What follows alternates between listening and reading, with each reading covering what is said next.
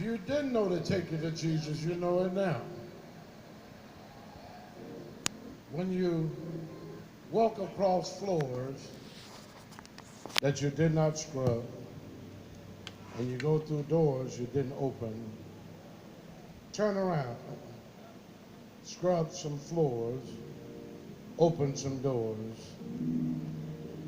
In a world where there's no desire for heaven and no fear of hell, the one question left is, will you leave the world better than you found it? And certainly we can say that the Queen has left the world better than she found it.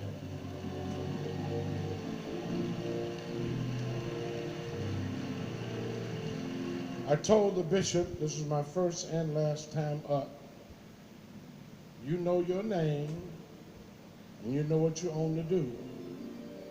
Folk know you, don't your name wouldn't be on the program. So there's no need of somebody getting up, calling you, talking about you. Get up, do what you got to do. If you don't, I found out something about the bishop working with him today. He can walk faster than most men run. If you're coming up at the wrong time, he will get up and sit you down. Because he's not just a bishop. He's the apodectic pope. Please come where your name appears on the program.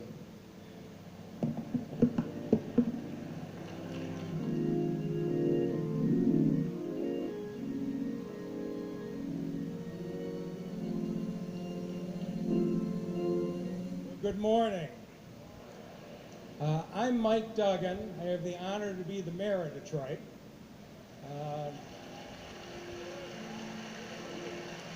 And for the last 2 weeks, Detroit has been the center of an overwhelming emotional outpouring with the loss of our cherished daughter, Aretha Franklin.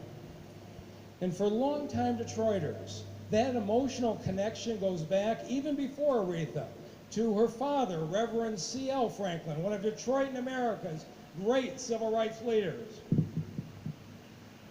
Reverend Franklin was chief organizer of the Detroit Walk to Freedom on June 23, 1963. 100,000 Detroiters marched down Woodward Avenue, led by Dr. Martin Luther King and Reverend Franklin, walking arm in arm in Detroit's largest civil rights event. And at the end of that march at Cobo Hall in Detroit, Dr. King delivered his first I Have a Dream speech, 2 months before the historic speech in Washington, D.C.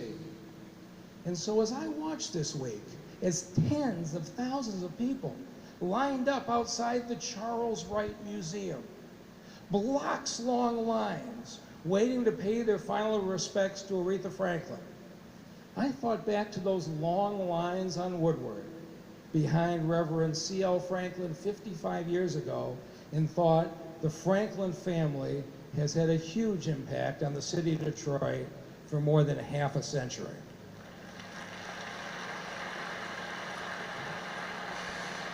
We all know that young Aretha got her musical start right here in Detroit at the New Bethel Baptist Church Gospel Choir, was making her first recordings by the time she was 14, and in each of her 17 top 10 hits, each time she soared, it felt like the people of Detroit soared with her because she never lost her connection to our city.